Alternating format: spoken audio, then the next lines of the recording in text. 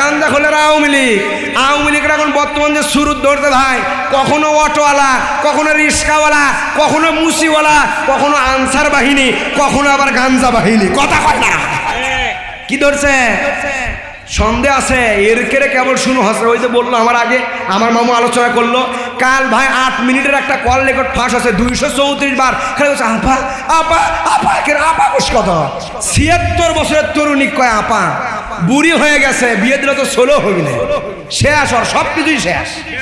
যাই হোক সম্মানিত ভাইয়েরা, আমার অল্প কথা বললাম।